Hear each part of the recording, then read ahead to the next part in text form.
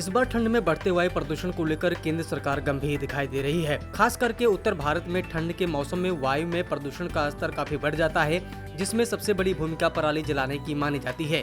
केंद्रीय मंत्री भूपेंद्र यादव ने इस संबंध में राज्यों के साथ बैठक की है। भूपेंद्र यादव ने दिल्ली समेत हरियाणा, पंजाब, उत्तर प्रदेश और राजस्थान के पर्यावरण मंत्रियों के साथ बैठक करके इस समस्या का समाधान निकालने को लेकर एक फ्रेमवर्क बनाया है। हिमाचल प्रदेश में भारी बारिश के कारण जनजीवन अस्त व्यस्त हो गया है।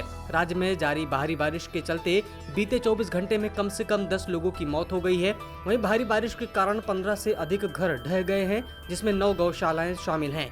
भारी बारिश के कारण राज्य में 123 सड़कें बंद कर दी गई हैं। इस बात की जानकारी हिमाचल प्रदेश आपदा प्रबंधन प्राधिकरण की ओर से दी गई है। हिमाचल प्रदेश आपदा प्रबंधन प्राधिकरण की ओर से जारी किए गए आंकड़ों के मुताबिक राज्य में पिछले 130 दिनों में हुई बारिश के कारण 432 लोगों की मौत हो चुकी है।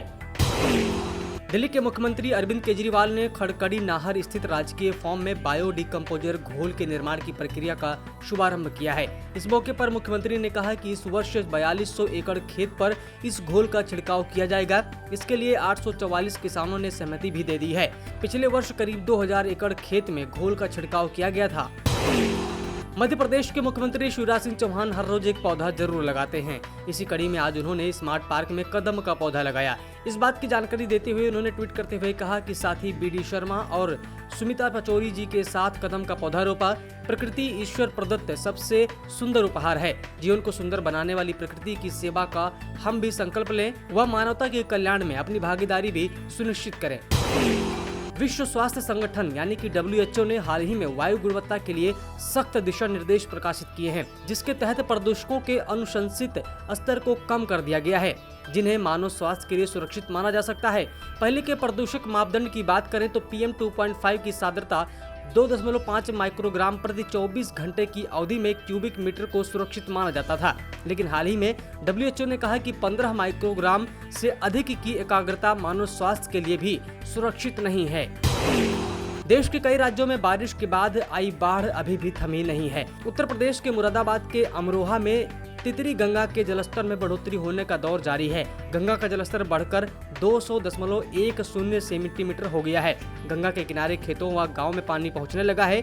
इससे ग्रामीणों के सामने परेशानी आने लगी है। हरियाणा में भी भारी बारिश के कारण मारकंडा नदी में एक साथ पानी बढ़ गया है, जिसके कारण आसपास के 20 गाँव में बाढ़ का खतरा बढ़ गया है। कई गाँव में तो पानी पहुँच गया है। वहीं बिहार के मुजफ्फरपुर में बाढ़ राहत और कोरोना मदद के लिए राज्य सरकार ने 6 करोड़ मांगे हैं।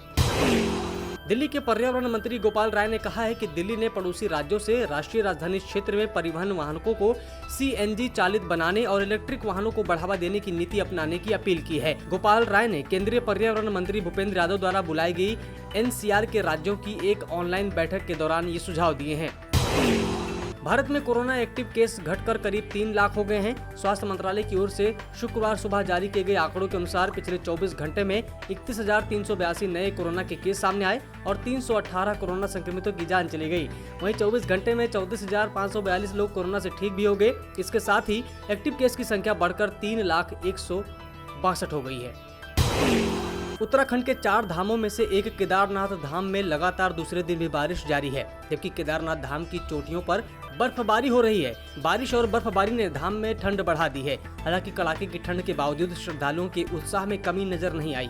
धाम में यात्रियों के पहुंचने का सिलसिला अभी भी जारी है। अभी तक 3,642 तीर्थयात्री बाबा केदार के दर्शन कर चुके हैं। रूस में मौजूद यूरोप की सबसे ऊंची चोटी माउंट एल्ब्रस को फतह करके वापसी कर रहे पर्वतारोही दल के 5 सदस्यों की बर्फीले तूफान की चपेट में आने से मौत हो गई है। गुरुवार को 19 पर्वतारोहियों का दल इस माउंट एल्ब्रस पर 5000 फीट की ऊंचाई पर पहुंचा था। इसी दौरान ये पर्वतारोही यहां आए बर्फीले तूफान में फंस गए, जिसमें 5 लोगों की मौत हो गई, जबकि 14 अन्य पर्वतारोहियों को रेस्क्यू करके बचा लिया गया। सब्सक्राइब करें पर्यावरण पोस्ट।